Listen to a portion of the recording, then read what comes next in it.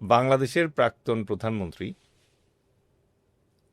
তার বিশিষ্ট মন্ত্রীসমূহ, তার সাবেক পুলিশ প্রধান, নিরাপত্তা উপদেষ্টা এবং গোয়েন্দা প্রধান, তারা সবাই এই মুহূর্তে দিল্লি এবং কলকাতায় অবস্থান করছে এবং ভারত অত্যন্ত পরিকল্পিতভাবে তাদেরকে দিয়ে একটা এভিল ক্যাবিনেট বা শয়তানের সংসদ তৈরি করেছে।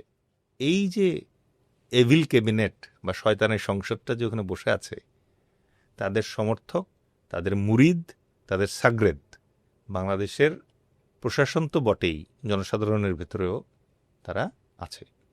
তাহলে ওই শয়তানের সংসদে যে বিল পাস হয়, এইখানে যারা আছে তারা বাস্তবায়ন করে। সচিবালয়ে আগুন লাগলো, রিসেন্টলি লাগলো হচ্ছে এয়ারপোর্টে। আপনি একটা দোষ দিতেই পারেন যে আচ্ছা আগুন লাগলে পরে এটার জন্য শাস্তি দেওয়া হয় না যারা আগুনের দায়িত্বে থাকে, এই জন্য বোধহয় এগুলো রিপিট হচ্ছে। বর্ষা চলে গেছে, বসন্ত আসছে, শীত আসতেছে, ড্রাই সিজন, আগুন লাগছে।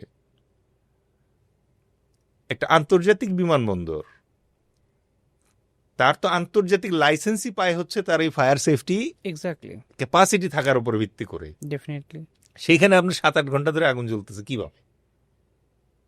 It's not so simple, not so easy. So ওই যে আমি বললাম যে শয়তানের সংসদ থেকে যে বিল এবং সিদ্ধান্ত পাশ হয়ে আসে, বাংলাদেশে থাকা সাগরেদ এবং মুরিদ যারা আছে তারা এটা এখন পালন করতেছে।